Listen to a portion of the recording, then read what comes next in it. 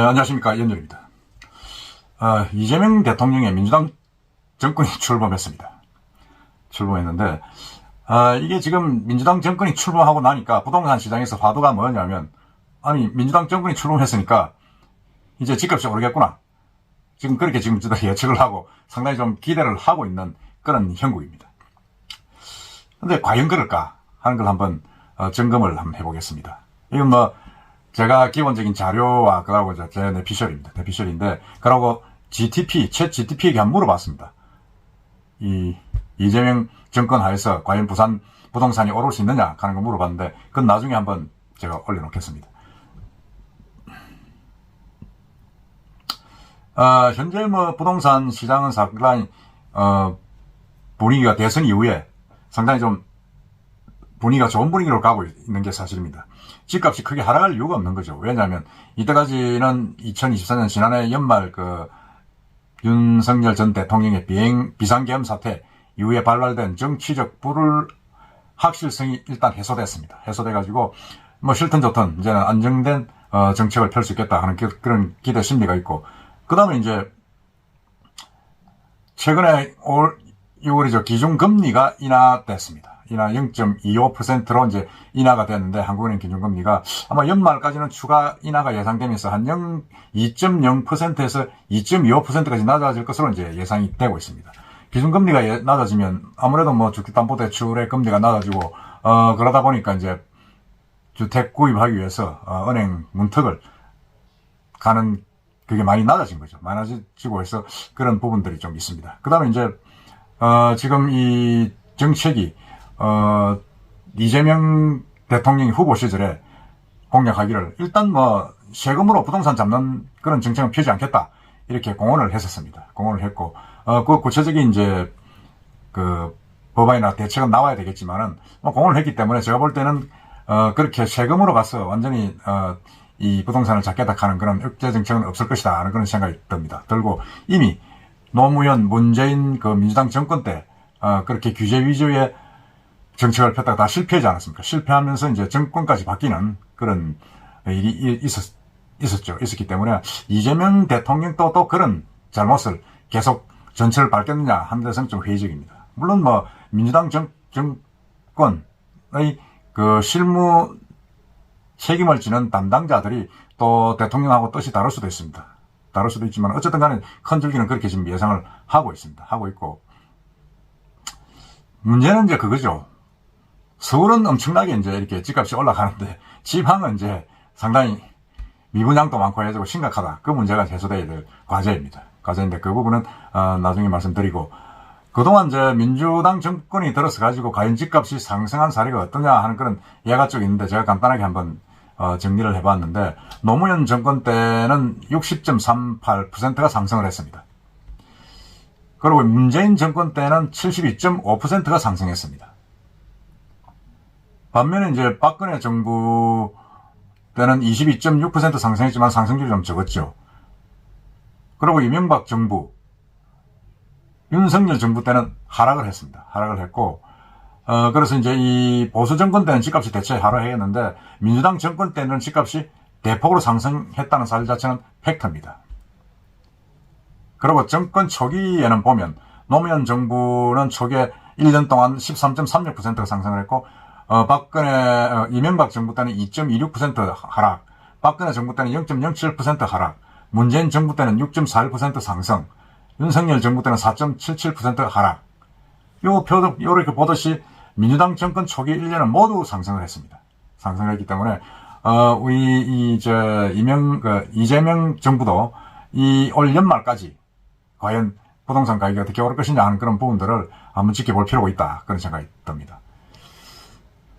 왜 이렇게 상승을 했나? 민주당 정권에서는, 역대 민주당 정권에서는 왜 이렇게 상승을 했나 하는데, 그건 뭐 간단하게 이야기해서 집값 안정을 위해서 공급 위주로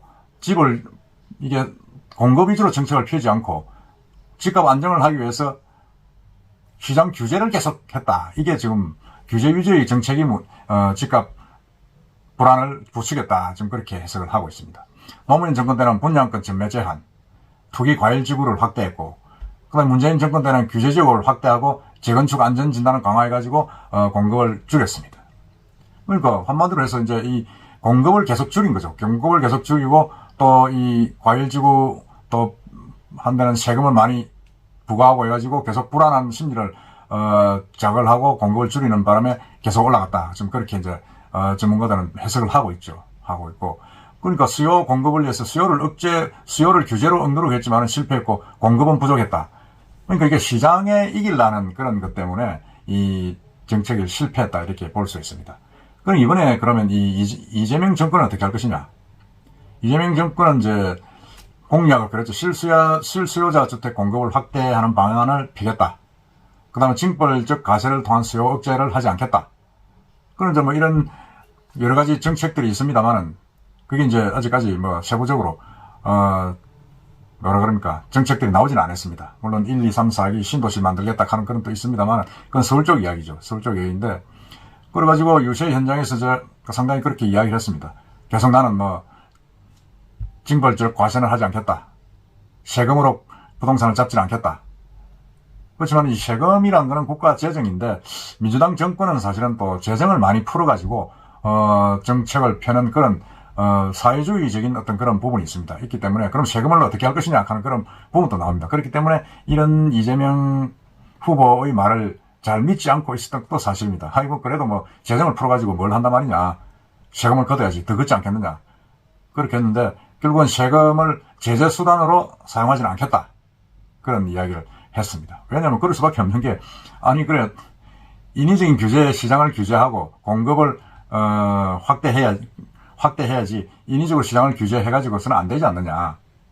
그래서 두 번의 민주당 정권의 어떤 실책을 이재명 정부에서는 또 밟지 않을 것이 아니냐 하는 게 전문가들의 예상입니다. 예상이고 상당히 좀 부동산 투자에 대한 규제는 지금보다는 지금 현 상태로 유지하든지 아니면 규제가 완화될 것으로 지금 예상을 하고 있습니다.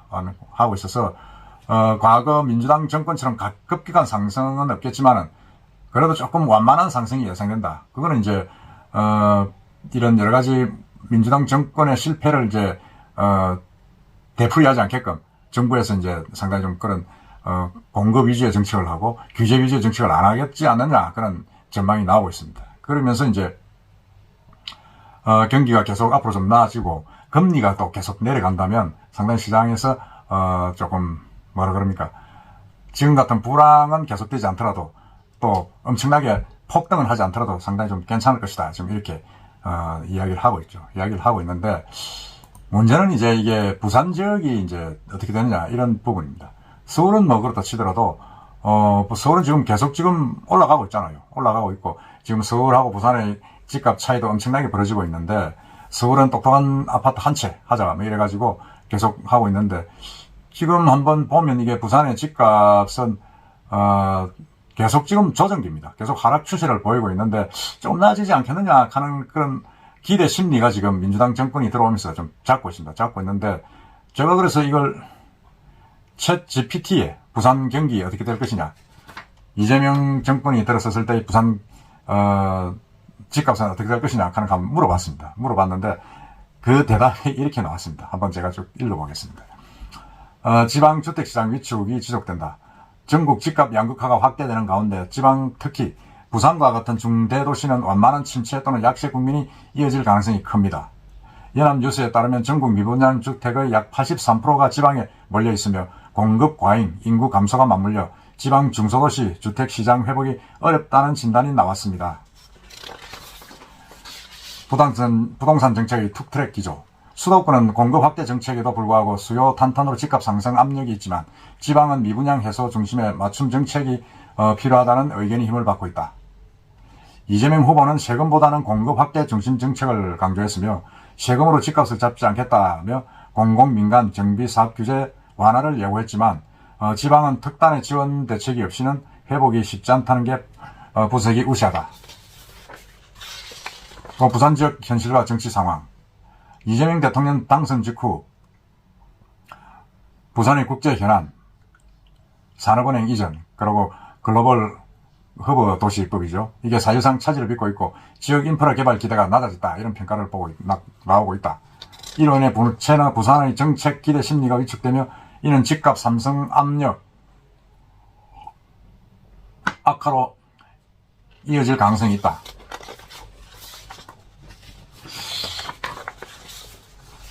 그래서 이걸 종합하면 부산의 집값 흐름은 안정 또는 완만한 하락세를 지속할 것이고, 그 원인은 미분양이 많고 인구 수요 감소가 로 인해서 정책 기대가 약화될 것이다.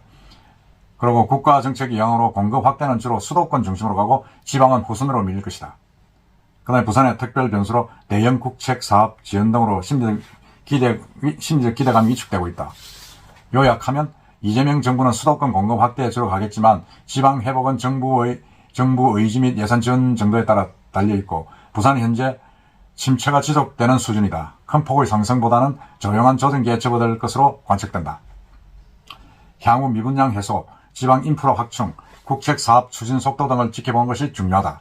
지금 챗GPT에서는 이렇게 원론적인 이야기를 쭉 했습니다.